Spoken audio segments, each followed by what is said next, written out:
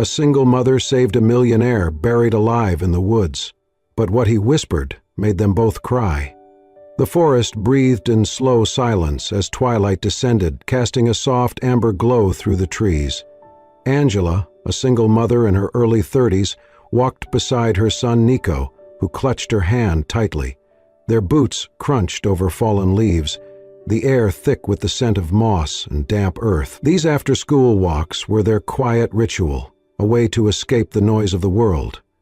Nico darted ahead, energized after a long day, his backpack bouncing with every step. "Mama, look!" he called, pointing to a twisted root that arched above the ground like a sleeping dragon. He reached it before she could respond and tripped. He hit the ground with a sharp cry. Angela rushed to him. "Are you okay, baby?" Before he could answer, a sound pierced the stillness. A voice, barely more than a whisper, muffled and desperate. "Water, please." Angela froze. She looked around. No one, nothing. Just the rustling leaves and Nico's wide, frightened eyes. "You heard that too?" she asked, and he nodded. She knelt, brushing aside leaves and dirt where Nico had fallen. Her fingers hit something cold, metal. A vent, small and rusted, hidden beneath the roots. "Hello?" she called. No answer, then a faint groan. Angela's instincts kicked in. She grabbed the small water bottle from her pack, unscrewed the cap, and poured a stream through the grate. From below came the sound of someone drinking, gasping between gulps. "We'll get you out," she said. With no tools but her hands, she began digging. Her nails cracked, her palms scraped raw. Nico stood close, silent, handing her a stick to help. Bit by bit, the earth gave way, revealing a corroded hatch. Angela wedged her fingers beneath it and pulled with all her strength. It creaked. Then, with a final wrench, it swung open. A rush of warm, fetid air escaped. She coughed, blinking back tears as she peered inside. A man lay there, barely conscious, his clothes torn, his skin pale and streaked with blood and mud. He tried to move, but collapsed back with a grunt. Angela reached down. "Give me your hand," she said. "Come on, I've got you." He barely managed to raise his arm, but she took it, braced herself, and pulled him upward with everything she had. He emerged from the hole like a ghost reborn, breathing, but barely. Angela lowered him to the ground. His lips moved. She leaned closer, catching the rasp of his breath. "I used to have a family," he said, "but the one I trusted most buried me alive." His head rolled to the side as unconsciousness claimed him. Angela pressed her fingers to his neck. He was alive, but fading. She wrapped him in Nico's rain poncho and pulled her phone from her pocket. No signal. She looked at Nico. "We're taking him home." The boy nodded without hesitation. Angela knew this moment had changed everything. She didn't know who the man was, but he had whispered the kind of pain only truth could carry, and whatever had brought him here, buried under roots and silence, was far from over. The shed behind Angela's modest cottage creaked as the wind rustled the trees overhead. It was the only structure far enough from the road and neighbors to offer real privacy. She had not used it in years. Once it had held tools, paint cans, a bicycle Nico had outgrown. Now it held something else entirely, a man the world believed gone, wrapped in old quilts, lying pale and broken on a makeshift cot. Angela stood in the doorway, her breath catching in the cool night air. She glanced back toward the house where Nico lay asleep, a soft nightlight glowing in his room. Before sneaking out, she had kissed his forehead and whispered, "Mama's just checking the garden." He had rolled over, still dreaming. Inside the shed, she set down the small lantern she carried. Its golden light cast long shadows across the wooden walls, revealing shelves lined with forgotten jars and gardening tools. Her eyes landed on the man, Leo, she had decided to call him, if only to give him a name that felt real in the silence. His face was flushed, drenched in sweat. He trembled beneath the layers she had wrapped around him, and when he stirred, his voice cracked with fever. "Clemens? Verena? Betrayal." The name slipped from his lips like ghosts escaping a grave. Angela knelt beside him.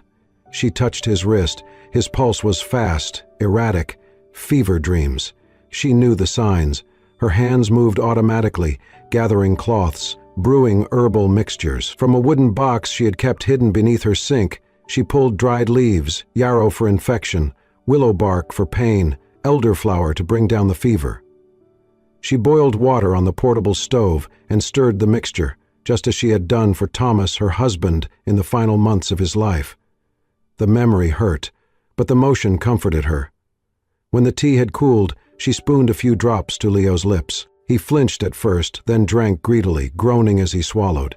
"Easy," she said softly. "Not too fast." He murmured something again, but this time she could not understand. "I don't know who Clemens is," she whispered, brushing the damp hair from his forehead. "But you're safe now." Leo's hands twitched, dirt still caked beneath his fingernails. His face was sunken, his cheekbones sharp beneath pale skin. Around his wrists, red abrasions marked where restraints had once been. Angela had seen enough to know. This man had been imprisoned, not injured by chance. But who had done this to him, and why? Later that night she returned with warm soup. She had kept it simple: broth, carrots, a few noodles. He was still too weak to feed himself, so she sat beside him and helped him sip from a spoon. He said nothing, but his eyes opened. Clearer now, they met hers, silent, filled with something like disbelief, gratitude, perhaps, but also wariness. Angela didn't press. "You don't have to talk," she said. "Just get strong. That's all that matters." Outside, the wind picked up. A branch tapped against the shed window like a warning. She looked around, suddenly aware of the weight of what she had done. She had taken in a stranger, hidden him, lied to her son. She thought of the names he had whispered. Clemens, Verena. Were they his family, friends, enemies? She returned to the house, checked on Nico, then slipped back into the shed. She stayed most of the night, curled in a chair, dozing with one eye open. At one point Leo stirred again, his voice cracking as he whispered, "They think I'm dead." Angela looked at him, startled. "Who?" His eyes fluttered open just long enough to meet hers. "The ones I trusted." Then he drifted back to sleep. She sat in silence after that, the weight of his words sinking into her bones. This was no accident, no wilderness mishap. Someone had wanted this man to vanish. Someone had gone to great lengths to bury the truth. Angela knew then she hadn't just saved a life. She had unearthed a secret someone was willing to kill to keep buried. Under the soft yellow glow of the oil lamp in the shed, Leo stirred for the first time in an hour. Angela, who had just finished replacing the damp, warm compress on his bruised forehead, froze in place, her breath catching in her chest. His lips, dry and cracked, parted slightly. "Water," he rasped, the word barely audible but unmistakably conscious. She moved without hesitation, slipping her arm around his back and carefully helping him to sit up. His body was weak, trembling with effort, but he didn't resist. Angela held a chipped ceramic cup to his lips and tilted it gently. He sipped slowly, coughed, then took another drink. The water seemed to bring a flicker of clarity to his eyes. They searched the space around him, unfocused at first, until they settled on her face. "You're safe," Angela said softly. "You're with me now. I found you in the woods. You were buried, you remember?" Leo blinked slowly, the words taking a moment to reach him. His gaze was still fogged with pain, but he nodded, barely more than a tremor in his neck. I should be dead," he whispered. Angela swallowed hard. "Tell me what happened, only if you can." Leo leaned back against the pile of old blankets she had arranged behind him. His breathing was shallow, his voice hoarse and uneven, but his memories were sharp, cutting through the haze like broken glass. "I was a CEO," he began. "Healthcare innovations. We built clinics in rural areas, subsidized medicine, partnered with nonprofits. I thought we were doing something good, something real." Angela listened, unmoving, her hands folded tightly in her lap. "My wife Verena was everything I thought I wanted. Elegant, passionate, strategic. And my best friend Clemens, he was the CFO. I trusted him like a brother. He handled the numbers, the accounts. We had nothing to hide. Or so I believed. He paused, the corners of his mouth twitching, with something between grief and disbelief. Whole night, I came home early from a board meeting. The house was quiet. I went upstairs and I heard them. Laughter. Whispers. My wife and Clemens. Together. Intimate. I didn't want to believe it, but when I walked in, there was nothing left to doubt. Angela's heart clenched. She could see the betrayal still raw in his eyes. They didn't deny it. In fact, they admitted everything. They had been planning this for months. Verena wanted full control of the estate. Clemens wanted the company. They had already diverted funds, millions into offshore accounts, faked contracts, forged signatures. All under my nose. Leo closed his eyes. His hands trembled. I threatened to expose them. I told them I'd go to the police, the board. I was furious, but Clemens, he panicked. There was a poker by the fireplace. He grabbed it. Leo's fingers rose to the side of his head, touching the bruised skin beneath his hairline. He swung. I didn't even feel it, just a flash. Then darkness. Angela let out a breath she didn't know she'd been holding. When I came to, I was underground. A metal box, small, no light. My hands were bound. There was a vent pipe, just enough air. They thought I was dead. They buried me alive. His voice cracked and he turned his face away, as if the shame was his to carry. They staged everything, a retreat, a sabbatical. Verena told the press I needed time, that I'd gone off-grid to write a memoir. Everyone believed her. Why wouldn't they? Angela reached for his hand. It was cold, but when her fingers closed around his, he didn't pull away. But it wasn't just the betrayal, he said, his voice dropping to a whisper. It was what I didn't get to say. He turned to her, his eyes glistening. I have a son, Jonathan. He's 12. That night, I promised him I'd be home for dinner. We were going to build a model rocket. I never came home. I didn't get to tell him. Leo's voice cracked. A tear slipped down his cheek. I didn't get to tell him I love him. Angela squeezed his hand, unable to speak. That thought, it was the only thing that kept me alive, he whispered.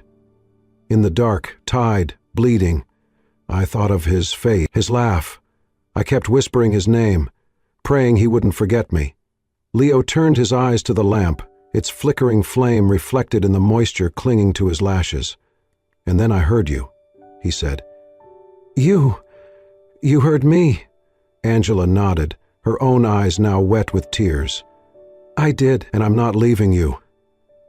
In that dim shed, surrounded by old tools and the scent of rain-soaked earth, a man who had been buried by betrayal began to rise again, lifted not just by the hands that found him, but by the love he had carried through the dark. Under the soft light of the dining room, the air between Angela and Leo had changed. Since the night he told her his story, the invisible wall she had kept up began to fade. She no longer avoided the shed, no longer flinched at the haunted look in his eyes. Instead, she brought fresh soup every evening, extra blankets, clean clothes. Her kindness no longer felt like obligation, it felt like connection. One afternoon, while Angela folded laundry in the living room, Nico rushed in from the backyard, a worried look on his face. Mama, my fire truck's wheel came off again. Angela opened her mouth to respond, but before she could speak, Leo appeared in the doorway behind Nico, his steps careful but sure. He knelt and examined the toy. Do you mind if I take a look? Leo asked gently. Nico looked at his mother. Angela nodded. With careful hands, Leo turned the toy over, adjusted the axle, and with the help of an old screwdriver from the kitchen drawer, he clicked the wheel back into place. Nico beamed. Thanks, Uncle Leo, he chirped before running off. Angela stood frozen for a moment. Uncle Leo? It came out so naturally. That night, after putting Nico to bed, Angela went to the kitchen to make tea. When she returned to the living room, she paused in the hallway. On the sewing table, she saw Nico's old jacket, torn at the shoulder. one she had meant to throw away. The rip was gone. Someone had mended it. The stitches were clean, even, almost invisible. She turned slowly. Leo was sitting by the window, a mug of tea in his hands. "You sewed his jacket," she said softly. Leo looked up. "I used to sew a lot when I was young. My mother taught me." "Why?" He shrugged. "Because I wanted him to have it. I figured some things can still be fixed." Angela walked over and sat beside him. Silence passed comfortably between them before she finally said, "He likes you, you know." Leo looked down into his tea. "He reminds me of my son, not in how he looks, but the way he talks when he's excited, the way he trusts." Dinner that evening was simple: chicken stew and bread, Nico giggling through stories about school, Leo listening attentively, even smiling. Angela watched them, her heart aching in a way she had not felt in years. After Nico went to bed, she stayed at the table with Leo. The dishes lay untouched. "Thank you," she said. Leo glanced up. "For what?" "For being here, for trying, for caring." Leo's voice dropped.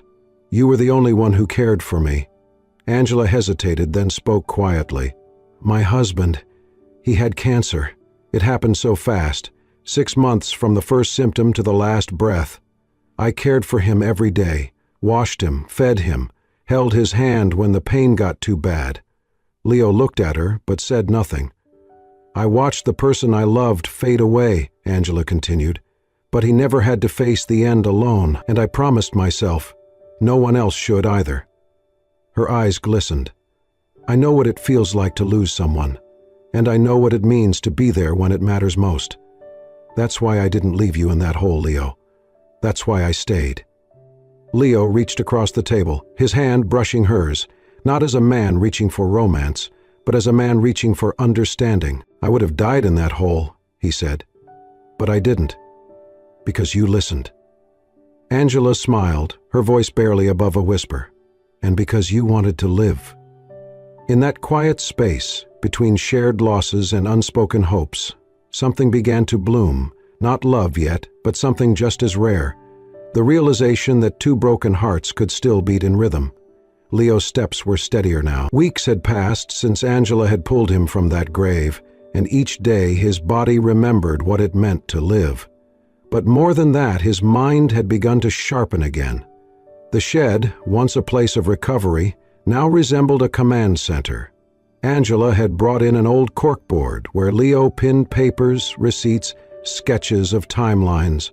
On the desk, his weathered personal notebook lay open, its pages filled with scribbles, names, passwords he had forced himself to remember. Some were blurred by the sweat of fevered nights, but they were still legible, still useful. He spent hours tracing his last days. The gala where he first noticed Clemens whispering to Verena, the business trip they insisted he take alone, the sudden medical retreat they gifted him. He recalled fragments of the final argument, Verena's eyes, cold and strange, and Clemens shouting something about Leo never understanding loyalty, and then the blow. Angela, watching from the corner, knew when to offer help and when to step back. Today she leaned over his shoulder as Leo reviewed printouts of old financial documents he had managed to access with a surviving account password. "These are transfers I never approved," Leo murmured. "Shell companies, holdings I never even authorized." Angela nodded. "There's someone I can contact. You mentioned Daniel Heller.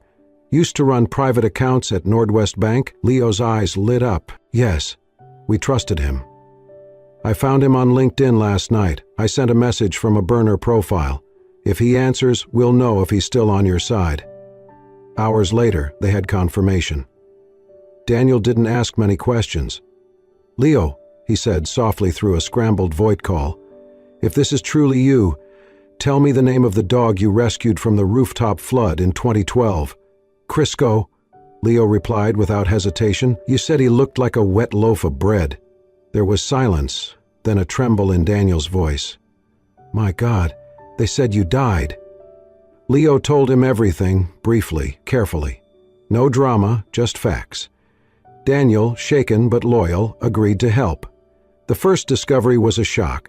12 of Leo's private accounts, once dormant, had been emptied over 3 months.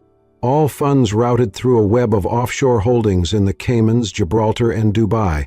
The signatures authorizing those moves bore Leo's name exactly. Too exact. "They forged your hand," Daniel said grimly. "Digitally replicated it. Probably from your legal documents. These bastards left no trail." "But now," Leo said, "we have one." He and Angela printed every statement. They highlighted inconsistencies, dates that didn't align with Leo's disappearance. One signature was dated 2 weeks after Leo had been buried. That was proof enough. But Leo wasn't ready to strike, not yet. He wanted every piece, every lie. He wanted to confront them not with suspicion, but with absolute evidence. So they set a trap. Angela helped him install a call recorder on an old burner phone. They created a new identity, a fake compliance officer from a foreign bank, and contacted Anne, Leo's former assistant, under the pretense of needing verification for Leo's signature on a new trust document. Anne took the bait. "I mean, it's all on file," her voice said, slightly nervous. "Mr. Falkenstein always authorized those things. I have everything I need. I even handled the notarized documents myself." Angela watched Leo's hand tighten around the phone. After the call ended, he sat back, recorded file in hand. His voice was low, steady. "They buried me alive, Angela.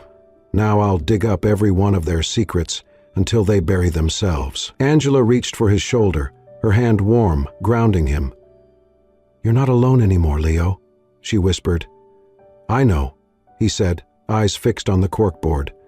"And that's what gives me strength. This time, I'm not just surviving. I'm going to win." The shed had become more than a hiding place. It was now Leo's war room. Leo's plan had taken form with clinical precision. Disguised behind an encrypted alias and using a deep voice filter, he reintroduced himself into the legal world, not as Leo Falkenstein, but as Mr. Adler, a reclusive European investor looking to redirect assets through trusted legal firms. His target, Emil Wagner, the lawyer who had once overseen Leo's estate and was now conveniently managing the funds Verena and Clemens had siphoned away.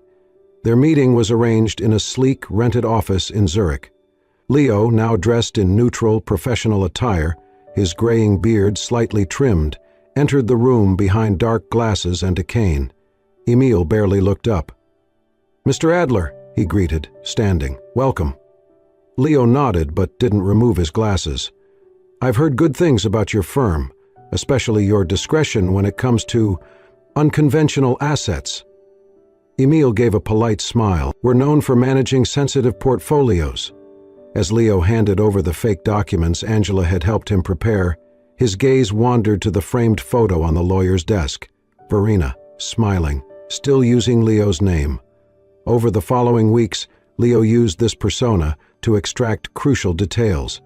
By appearing as a partner or benefactor, he was able to confirm the creation of multiple offshore companies tied to his estate. Emil, believing this was just another wealthy client, had no idea he was feeding classified data back to the very man they had stolen from. Meanwhile, Angela played her part in the shadows. Using a freshly created anonymous account, she posted cryptic messages on niche financial forums, whispering rumors. "Falkenstein may not be dead." The post spread quickly. A few were deleted, but not before screenshots circulated. The whispers reached Verena and Clemens within a week. They panicked. Angela intercepted an email from Verena to Clemens. "Have you heard? He's not dead. I don't know how, but someone knows. We have to bury this, fast." But it was already too late. Leo had gathered everything: bank statements, correspondence, audio from Georg, the former driver, who had secretly recorded Verena and Clemens conspiring weeks before Leo's disappearance. There were financial statements, faked with forged signatures, and even a series of internal emails that Anne, his old assistant, had kept out of guilt. The final piece was the setting. Leo wrote a single invitation, printed on elegant cream stationery bearing the Falkenstein Foundation's logo. You are cordially invited to a private charity gala in memory of Leopold Falkenstein, celebrating his legacy and impact on humanitarian efforts. It was to be held in the same conference room where Clemens and Verena had once sat, laughing, as they forged his signature and signed away his life. The night of the event arrived. The room was dressed in flowers and candles, and a soft string quartet played in the background. Angela stood in the back, quiet, her eyes never leaving the front stage. Clemens arrived first, sleek and smug in a navy tuxedo. Verena followed, dazzling in a black gown, her diamond earrings catching the light as she air-kissed donors. They had no idea. As the music stopped and the house lights dimmed, a host approached the microphone. "Ladies and gentlemen," he said, "before the speeches begin, a short video in honor of Mr. Falkenstein." The projector hummed to life. The first image was a forest, then a shot of Leo, filthy and bloodied, crawling from the ground. The footage zoomed in on his battered face as he whispered, "They buried me alive." Gasps filled the room. Next, a string of damning clips. Verena's voice on tape. "As soon as he's in the ground, it all becomes ours." Clemens' laugh. Screenshots of bank transactions. A live waveform of George's recorded confession. Then, silence. And into that silence, Leo walked out. Alive, real, unbroken. Verena's glass dropped. Clemens froze. The entire room turned as Leo stepped onto the stage. "Good evening," he said calmly. "My name is Leopold Falkenstein. Some of you thought I was dead, and for a time I was, but not anymore." He placed a folder on the podium. "Here is everything, the truth, the theft, the betrayal, the evidence." Verena tried to stand. "This is absurd," but the door opened. 2 plainclothes detectives stepped in, followed by a state prosecutor. "Verena Falkenstein, Clemens Hauser, you are under arrest for attempted murder, fraud, embezzlement, and obstruction of justice." Flashbulbs exploded as the room erupted into shouts. Verena screamed. Clemens paled and reached for his phone, too late. As the officers led them out, Leo stood motionless. Only when he turned and saw Angela, still standing at the back of the room, did he allow himself to breathe. The truth had been unearthed. And this time, it had buried the right people. The courtroom victory had come and gone like a storm, swift and public. Headlines screamed the scandal, reporters demanded interviews, but Leo Falkenstein remained silent. He declined every media request, refused to return to his board position, and issued only one simple statement: "I do not need power to live in truth. I just need peace." A week later, on a quiet Friday morning, Leo stood at the gates of St. Eustace boarding school, holding a small bouquet of blue cornflowers in his hand. Next to him, Angela stood in a navy coat, her expression steady but warm. Nico tugged at her sleeve, looking curious but quiet.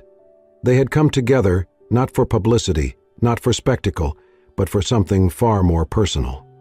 Jonathan, Leo's son, 12 years old, the boy he had last seen 3 days before the night in the woods. Angela glanced at him. "Are you ready?" Leo took a deep breath. "No, but I'm here." The receptionist led them through the halls, past paintings and long windows with sunlight streaming through. At the far end of the common area, a boy sat reading near the fireplace. Brown hair, slouched shoulders, his backpack still on. The woman whispered, "That's Jonathan. I'll give you a moment." Leo approached slowly. His heart pounded so loud it drowned out the world. The boy looked up. For a second, nothing registered. Then, the book dropped. "Dad!" Jonathan's voice cracked on the single word. Leo knelt, his eyes full. "It's me, John." The boy stood frozen. Then, as if breaking through an invisible wall, he rushed forward and threw his arms around his father. "They said you were dead. They said you were gone." "I'm so sorry," Leo whispered, holding him tightly. "I didn't want to leave. I didn't mean to. I tried. I tried so hard to come back to you." Jonathan's tears soaked into his father's collar. "I waited. Every night I waited." Leo pulled back just enough to meet his eyes. "I'm sorry I missed dinner that night. I'm sorry I wasn't there when you needed me, but I promise you, every breath I fought for, every second I stayed alive, was for one reason, to see you again." The boy could not answer. He just cried, clutching his father's shirt as if afraid to let go. Angela turned away, her own eyes wet. Nico looked up and whispered, "Is that his son?" Angela nodded. Jonathan came home with them that weekend. It was supposed to be temporary, a short break from school, but days turned into weeks. He and Nico bonded instantly. They shared stories, raced bikes in the garden, and spent hours building a treehouse in the backyard. At night, they whispered like brothers, falling asleep with flashlights still on. Leo cooked dinner with Angela, mended broken fence posts, and helped Nico with math homework. At the end of each day, he tucked Jonathan in with a good-night story, his voice gentle, his presence steady. One night, as he closed Jonathan's bedroom door, Angela stood in the hallway with a mug of warm tea. "You're doing well," she said. "I'm terrified," Leo confessed, "but it feels real. Finally real." Angela smiled. "You don't need to be perfect. You just need to be here." He looked at her, his eyes full of quiet gratitude. "You gave me back more than my life. You gave me my son, my family." That night, as snow began to fall outside the window, Leo stood between two sleeping boys, a soft blanket over each. He whispered to himself, This is why I came back." And for the first time in years, he slept with his heart whole. The house was modest, whitewashed brick with ivy beginning to creep up the walls, a garden that caught the afternoon sun, and wide windows that opened to the woods where everything had begun. It stood on the edge of the forest, just a few minutes from the narrow path where Angela and Nico had once heard a voice whispering from beneath the ground. Now, that house belonged to Leo, to Angela, to Jonathan and Nico, to all of them. He had bought it not with grandeur in mind, but with purpose. "I want to live where I was saved," he had said, "so I never forget why I kept fighting." Inside, life was simple: warm meals, shared chores, laughter that echoed down the hallway, and evenings spent reading, playing board games, or just sitting together. No security gates, no staff, no press, just family. Leo had declined every position offered to him after the trial. Instead, he used his wealth to create the Falkenstein Reborn Foundation, a nonprofit dedicated to supporting those betrayed and broken, women starting over, single parents rebuilding, and children abandoned by systems meant to protect them. Angela sat beside him on the board. Nico and Jonathan drew the first design for the foundation's logo, a hand reaching out of the soil, touched by light. The launch was held in a community center, not a gala hall, with wooden chairs, handwritten programs, and tea brewed by volunteers. People came not for luxury but for the story, for the man who had once disappeared and returned with more than just his life. When Leo stepped onto the small stage, the room fell into silence. He wore no tie, only a simple gray suit and a soft smile. He looked at Angela, who nodded from the front row, then glanced at his sons, Jonathan beside her, Nico leaning forward with bright eyes. He took a breath and began. "They buried me alive," he said. "Not with shovels, but with betrayal. They didn't just try to kill me, they tried to erase me, my name, my legacy, my worth." He paused. "But what saved me wasn't money. It wasn't law. It wasn't vengeance." He looked at Angela. "It was a single mother who had nothing to give but kindness. She found me where no one else looked, listened when no one else heard, and stayed when no one else would." He turned back to the crowd, his voice steady. "She was my light in the darkest place, and today I choose to spend the rest of my life keeping that light close and sharing it for anyone who needs it." The applause was quiet at first, then swelled, not in spectacle, but in sincerity. That night, in their new home, Leo cooked dinner while Angela lit candles on the table. Nico set the plates, Jonathan brought a deck of cards. They ate slowly, laughed freely, and passed slowly across the table like heirlooms. Above them, on the wall, hung a framed photo, Four people, arms wrapped around one another, smiles unposed. They weren't bound by blood but by choice, and in that small, glowing house near the forest, no one was alone anymore. If this story touched your heart, if it reminded you that even in the darkest places, love can take root and grow into something beautiful, then you are exactly where you need to be. At Soul-Stirring Stories, we share tales like Leo and Angela's, not just to entertain, but to heal, to remind, and to inspire. Stories of quiet courage, of second chances, of the families we choose and the lives we rebuild. So if this journey moved you, if you found a piece of yourself in their resilience, in their love, or in their choice to begin again, please give this story a thumbs up, share it with someone who needs a little hope, and subscribe to Soul-Stirring Stories, because together we are building a space where the human spirit is never forgotten. Until next time, stay kind, stay brave, and remember, sometimes it only takes one act of compassion to change a life forever.